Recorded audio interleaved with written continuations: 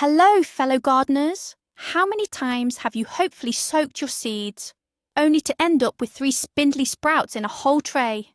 Sound familiar? Today, we're going to solve this problem once and for all. I'm not just going to show you another planting method, but a complete system that guarantees your tomato seedlings pop up simultaneously, marching like soldiers on parade. You'll get a beautiful, uniform green carpet of strong seedlings. And most importantly, we're going to debunk the biggest myth that prevents 90% of home gardeners from getting perfect results. So, settle in, because we are officially launching Operation Perfect Seedling. Before we jump into the practical steps, let's take a minute to consider why uniform germination is so crucial. It's not just about aesthetics. When all your seeds sprout at the same time, you end up with seedlings of the same age and size. This makes maintenance incredibly easy. You can water them, feed them, and most importantly, prick them out or pot them up all at once. You avoid that frustrating situation where one sprout is already a giant while another is just peeking out its cotyledons. Consistent development from the very beginning ensures that all your plants will be equally strong and start bearing fruit at the same time. Essentially, every seed is a dormant organism. To wake it up, you need 3 key ingredients: moisture, oxygen, and heat. Our job isn't just to provide these things. It's to provide them in the ideal proportions and at the exact right moment. The entire secret lies in maintaining total control over these processes. Alright, our first step, and it's one many skip, to their detriment. This is seed selection, or calibration. You could buy the most expensive variety out there, but if half the packet contains weak or hollow seeds, don't expect a miracle harvest. That's why we're going to conduct a strict selection process. Grab a glass of warm water, about 30 to 40 degrees Celsius. Dissolve 1 teaspoon of regular table salt in it, stirring thoroughly until the salt is completely dissolved. Now pour your favourite seeds into this solution and gently stir them so that every single seed is fully submerged. Wait 5 to 10 minutes. What will happen next? All the dense, healthy seeds, those full of life force, will sink straight to the bottom, but the empty, shriveled and non-viable seeds will float on the surface. We ruthlessly scoop these floaters out with a spoon and toss them. They are pure ballast. This way, before we even plant, we guarantee that we are only working with the best possible material. This simple saltwater trick is your very first step toward near 100% germination success. Don't skip this step.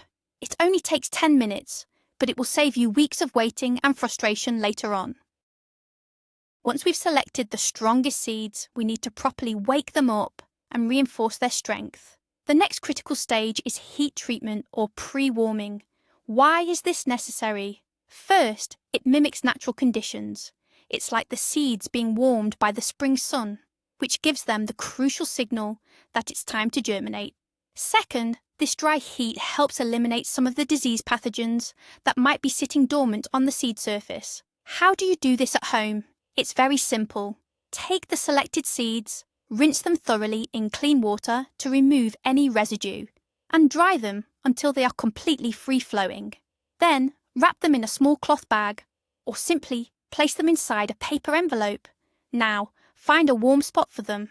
A central heating radiator is ideal. Just make sure not to place the envelope directly on the scorching surface. It's best to put a book or a small piece of wood underneath to buffer the heat.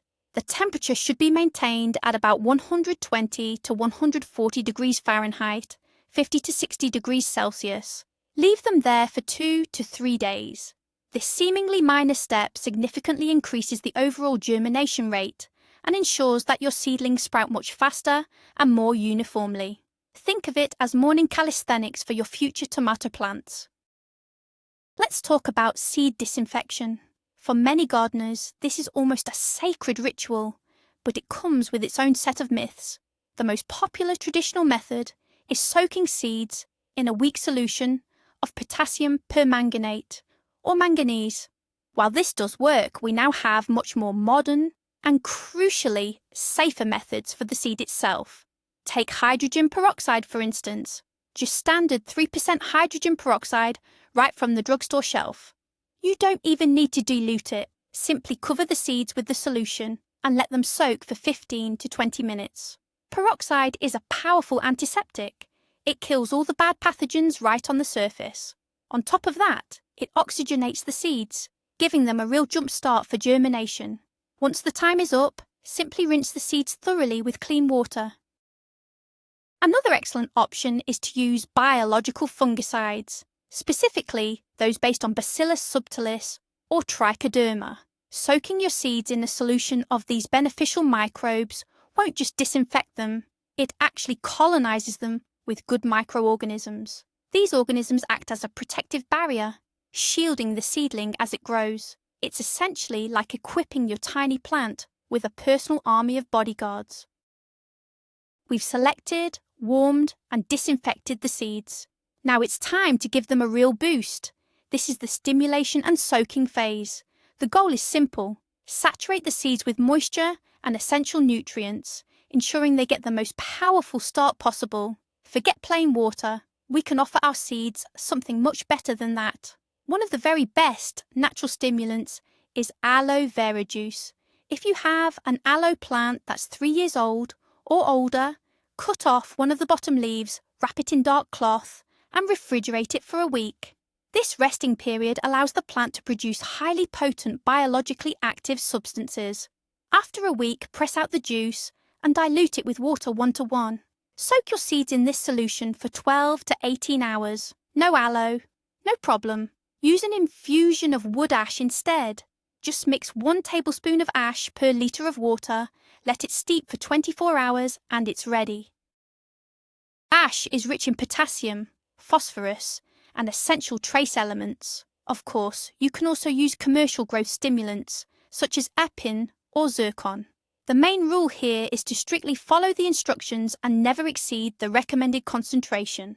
After this powerful energy cocktail, your seeds will be fully primed for explosive growth. This is the cornerstone of the entire system, the step that guarantees you won't have any empty spots in your seedling trays.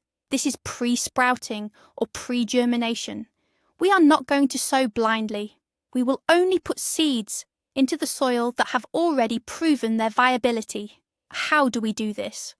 Grab a plastic container with a tight-fitting lid. Line the bottom with several layers of toilet paper or cotton pads. Thoroughly moisten them with water, or even better, with any leftover rooting or germination solution you might have. Pour off any excess liquid.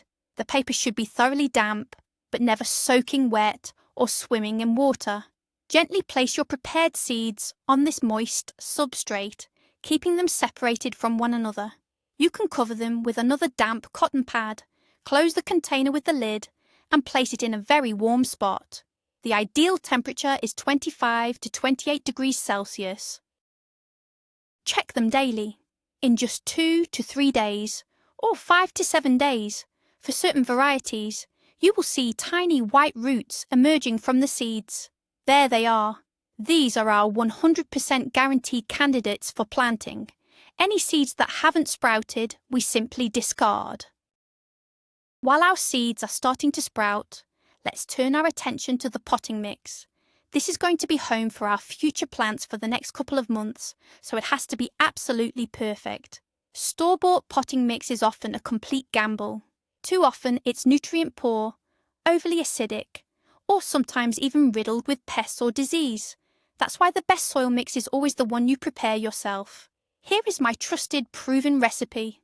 The foundational ingredient is neutralized, high moor peat moss, or cocoa coir, which is light, airy, and retains moisture extremely well. You'll need 4 parts of this base. To that, add 2 parts of good quality compost or well-aged humus. This is where the essential nutrition comes from.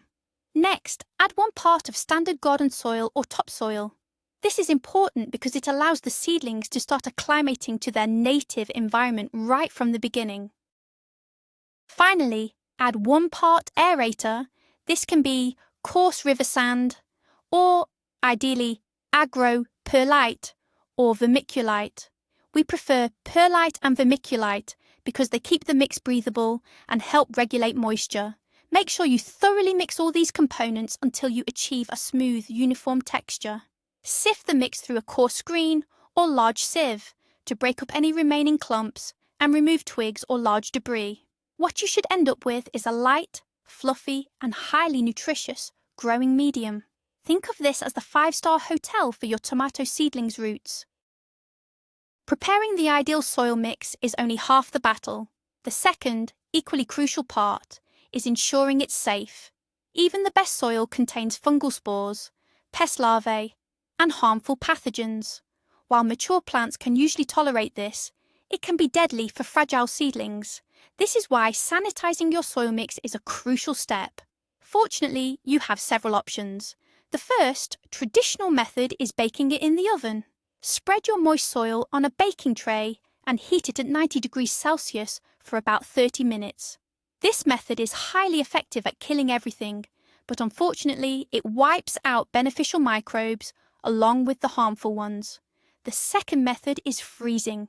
If you prepped your soil in the autumn, simply leave the bag outside in the cold all winter. A few cycles of freezing and thawing will successfully sanitize the mix. However, the most modern and gentle method involves using biological controls.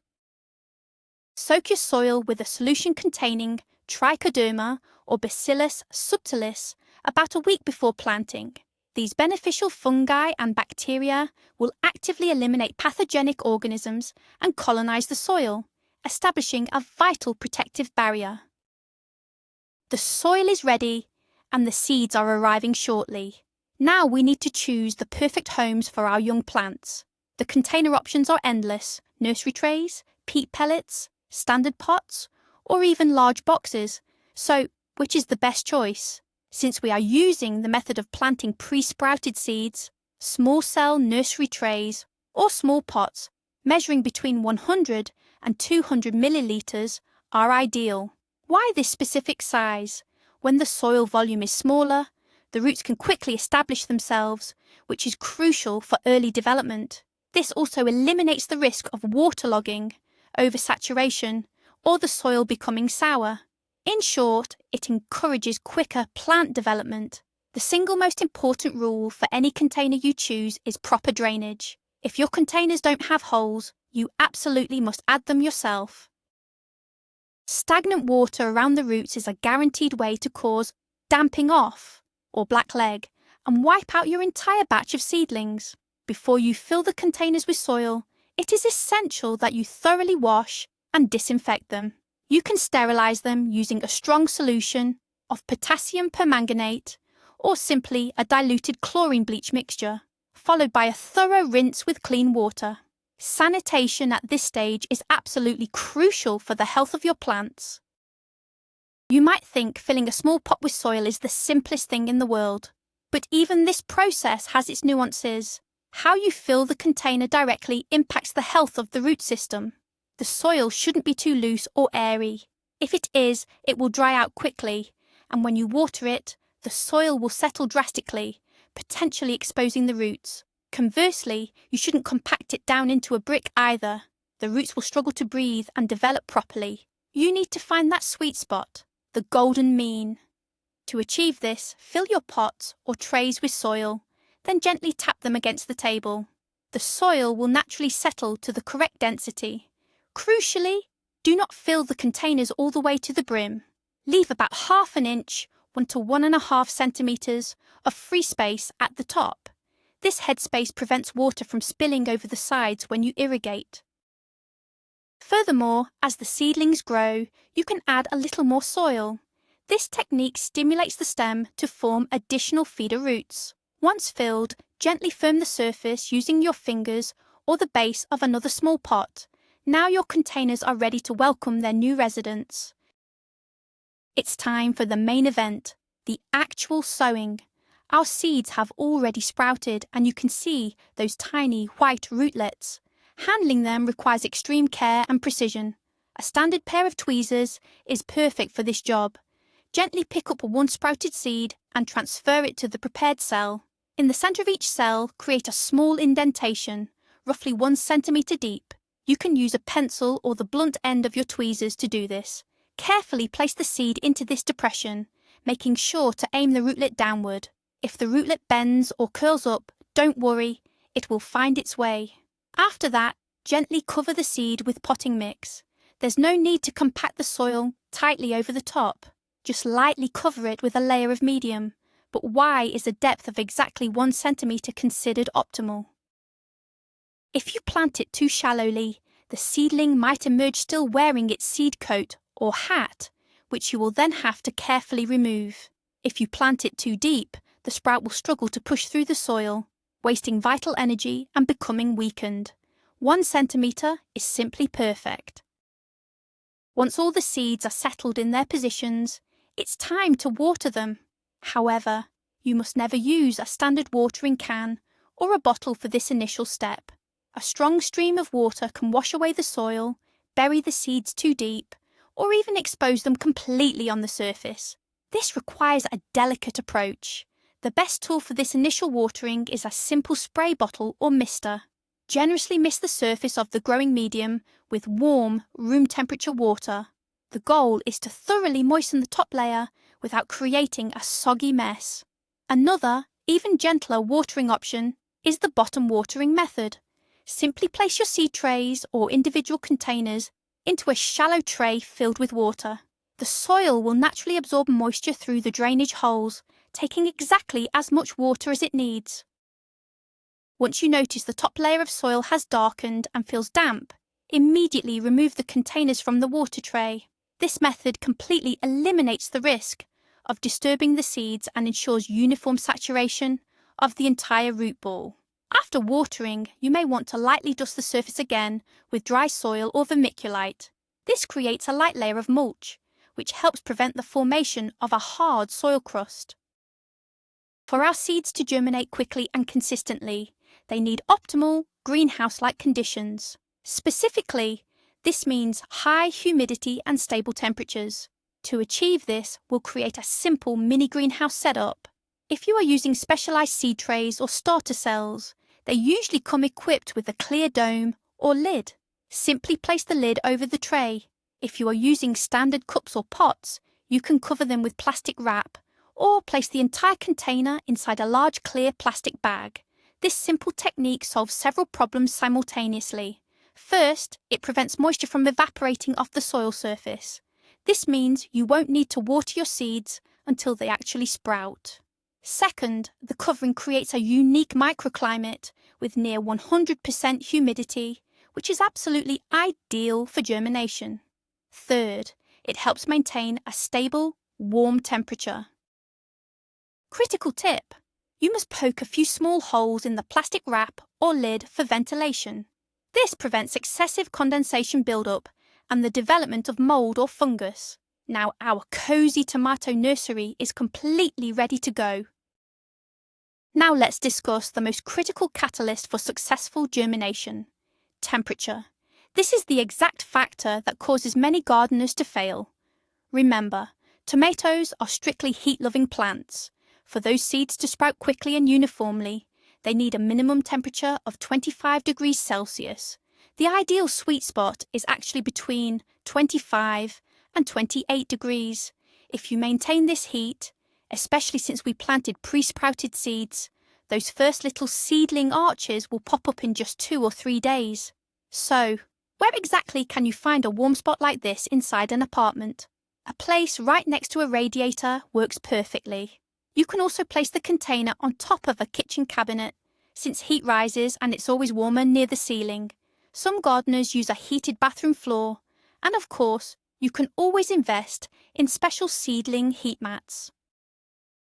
Placing them on a cold windowsill, however, is the biggest mistake you can make.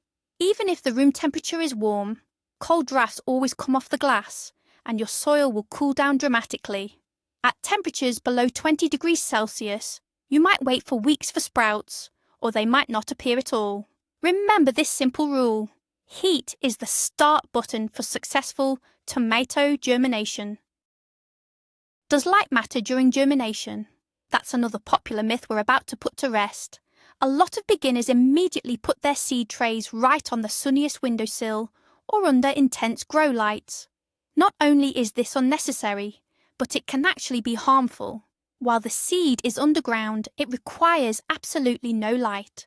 All it needs is moisture and warmth.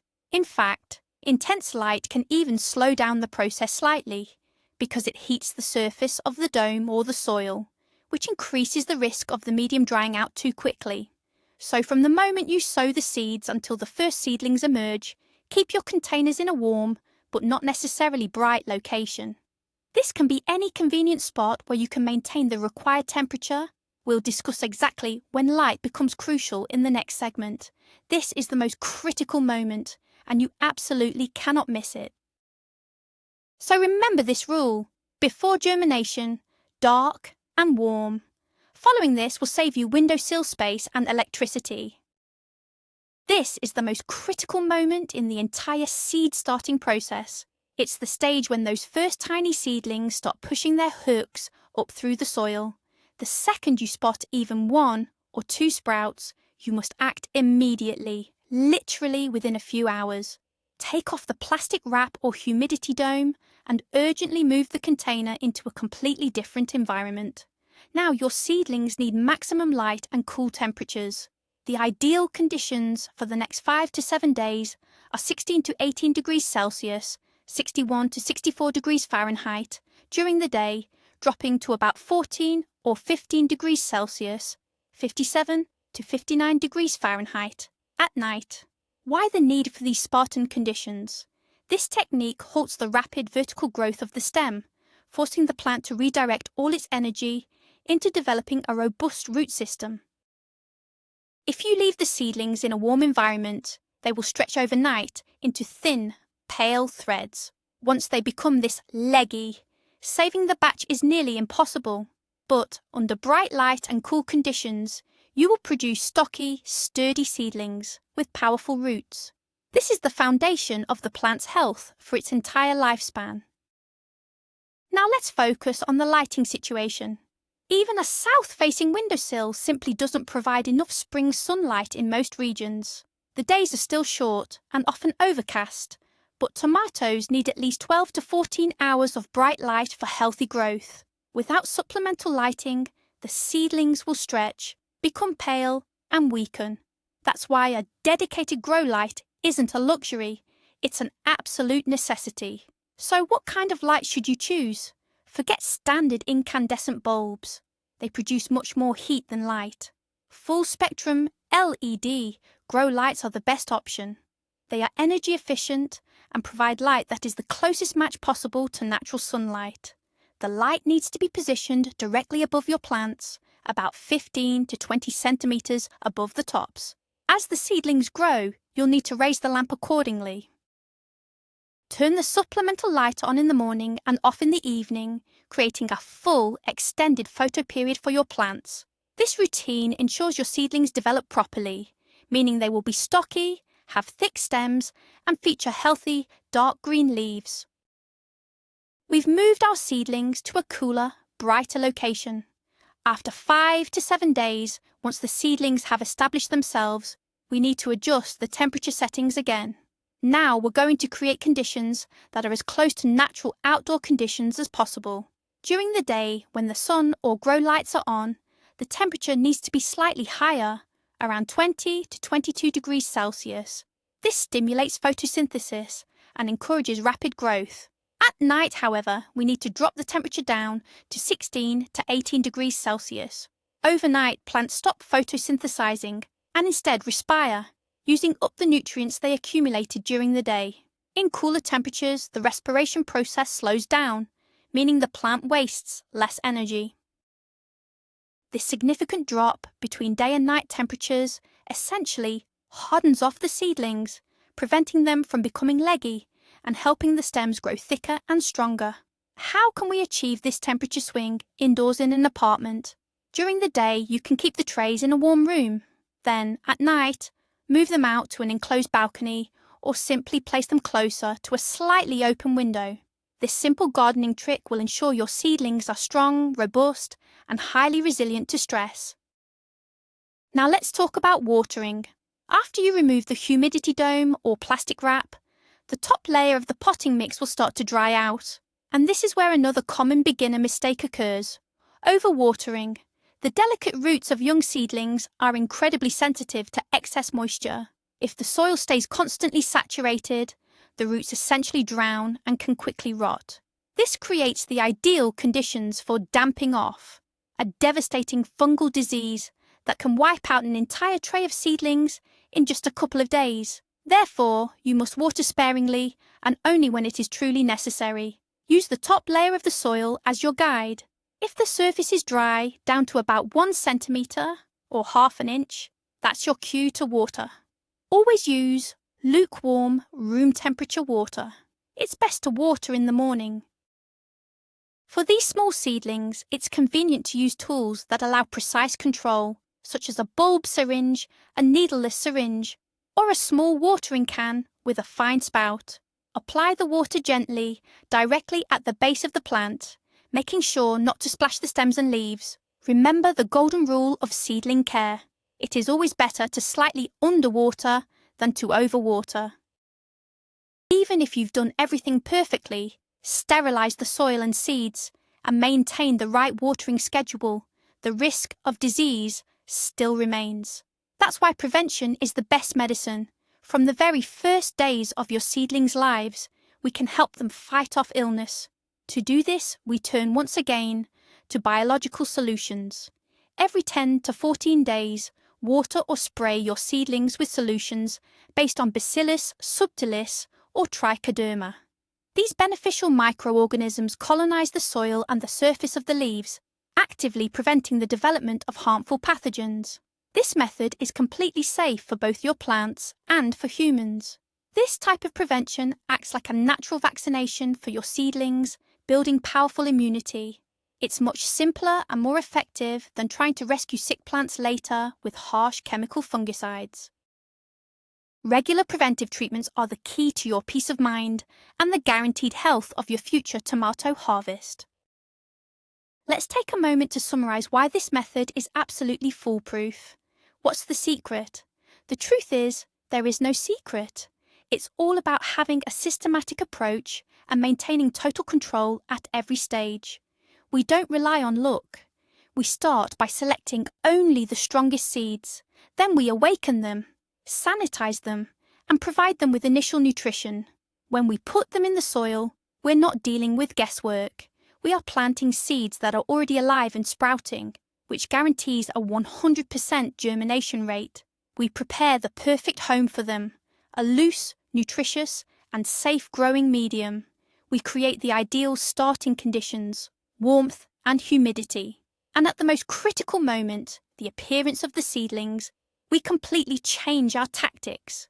We provide intense light and cooler temperatures to lay the foundation for robust, long-term health. Essentially, we eliminate every single risk factor: bad seeds, poor soil, and improper temperature. We manage the process. We don't just wait for nature to grant us success.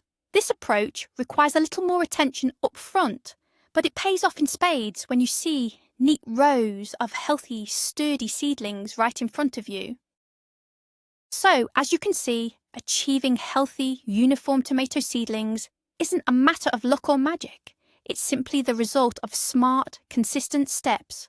By following this method, you can consistently get superb seedlings year after year, the critical foundation for a truly bountiful harvest. Say goodbye to sparse germination, spindly, leggy starts, and dead plants. All you'll see is healthy, vibrant green growth that is truly satisfying. Thank you so much for watching the video all the way through. I truly hope you found it helpful. If you did, please be sure to hit that like button and subscribe to our channel so you don't miss out on future gardening secrets and tips. We have a lot more exciting content coming soon. Now, I have a question for you. What's your personal secret trick when sowing tomato seeds? Maybe you use a special growth stimulant, or perhaps you prepare your soils using your grandmother's secret recipe. Share your experience in the comments below. Let's build the ultimate knowledge base together.